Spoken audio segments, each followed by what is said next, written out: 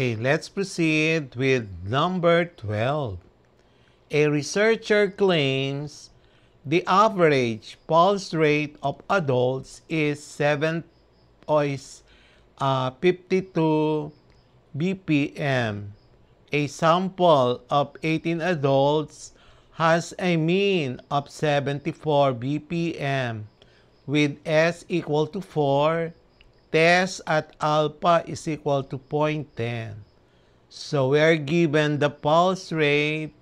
Mean mu O is 72 beats per minute.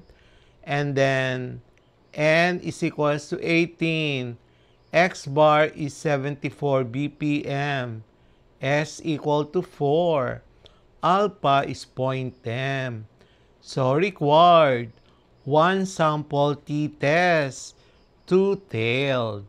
Solution using the formula t is equal to 74 minus 72 over 4 over square root of 18. The answer is 2.121. DF is 17. The p-value is 0.049. Two-tailed.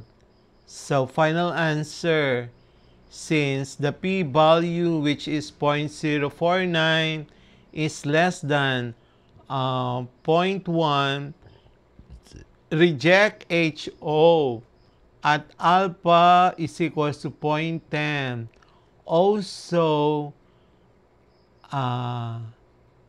that value is less than 0.5. So reject at 5% too.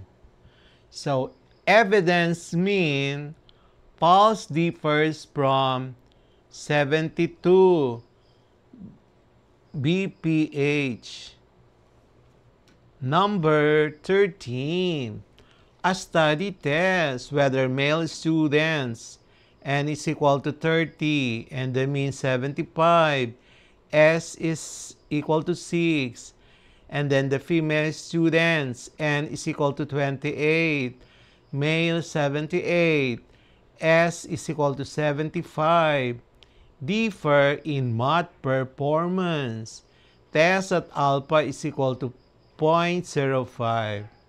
So the male students N1 is 30, X bar 1 is 75, S1 is 6. Female students N2 is equal to 28, X bar 2 is 78, S2 is equal to 7, alpha and is equal to 0.05. Required, test whether group means differ. So our solution, the formula that we need to use is T is equals to X bar 1 minus X bar 2 over S1 squared over N1 and then plus S2 squared over N2. Substitute the values. We have 1.717.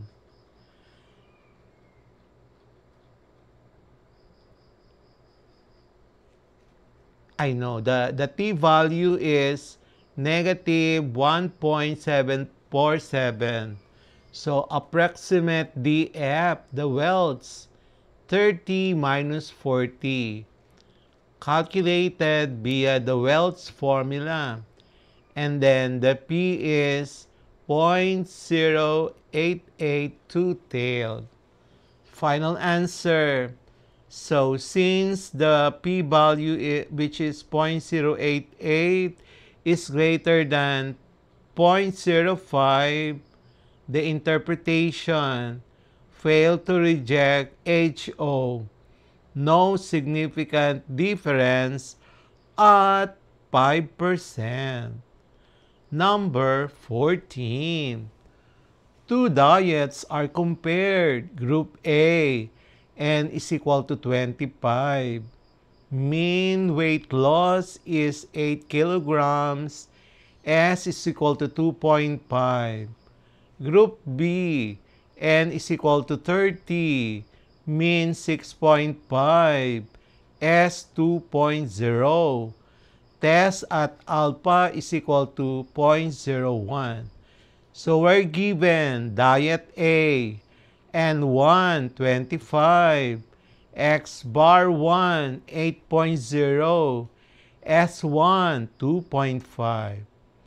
Diet B, N2 is 30, X2 bar is 6.5 kilograms, S2 is 2.0, alpha is 0.01. We are required to test whether the mean weight loss differs. Our solution using the formula. Substituting the given data, our t-value is 2.423. And then using the DF using Wells is 46. And then P is 0.019. So, final answer. Since P, which has a value of 0.019, is greater than 0.01, fail to reject HO at alpha 0.01. But note P is less than 0.05. Significant at 5%, but not at 1%. Number 15. Two brands of tires are tested for mileage. Brand X, N is equal to 40. Mean 40,000 kilometers. S 3,500. Brand Y, N is equal to 35. Mean is 42,000 kilometers. S is 3,800. Test at alpha is equal to 0.05. So we're given brand X, N1 is 40. X bar 1 is 40,000 kilometers.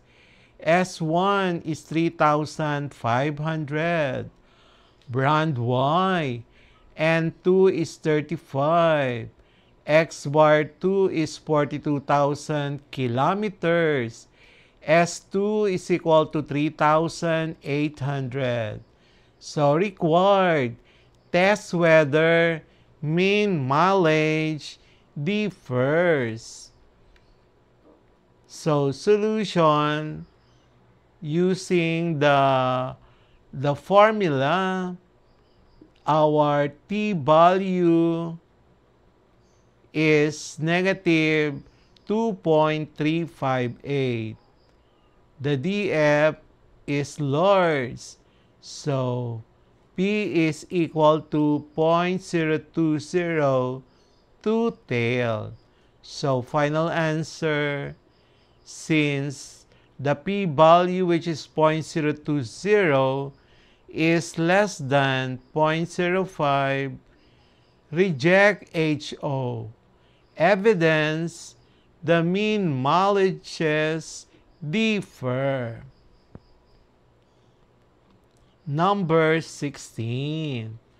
A school wants to know if online learners perform differently than classroom learners. Online group, N is 20. Mean is 82. S is 5. Classroom group, N is equal to 22. Mean 79. S 6. Test at alpha is equal to 0.10. So we're given online learners, N1 20, X bar 1 82, S1 5. Classroom learners, N2 22, X bar 2 79, S2 6, Alpha 0.10. Required. Test whether group means differ. Substituting in the formula, the answer for T is 1.765. RDF is 39. And then P has a value of 0.087, two-tailed. So, final answer, the p-value, which is 0.087, is less than 0.10. Reject HO at alpha is equal to 0.10. Not significant at 5%. Conclude a difference at 10% level. Number 17. A fitness program is tested. The weights of 12 participants before and after the program are recorded. Test if the program reduces at alpha is equal to 0.05. Weights of N is equal to 12 before and after the program. The raw pair data not supplied. Alpha is 0.05. Required. Test if program reduces weight. Solution. Let D is equal to before minus up. Let D1 is before minus after weight reduction. Compute D bar, mean difference, and SD, the SD of differences.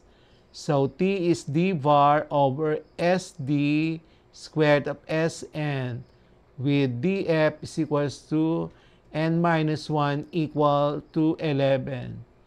Since claim is reduces weight, use left-tailed. So HO mean D is equals to 0. H1 mean D is greater than 0. If D is equal to before minus after positive reduction. So decision, compute T and compare to T critical and one-tailed. So final answer, need the pair differences to compute D and SD. Log into the formula above. And then if P tailed is less than 0.05. Number 18.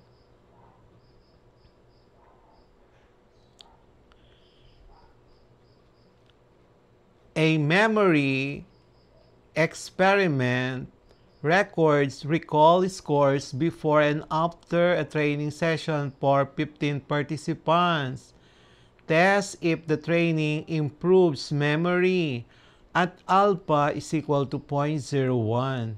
So we're given recall scores before and after. For n is equal to 15.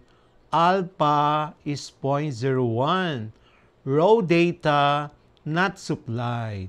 Required. Test if training improves memory. We will have the next part of this lesson.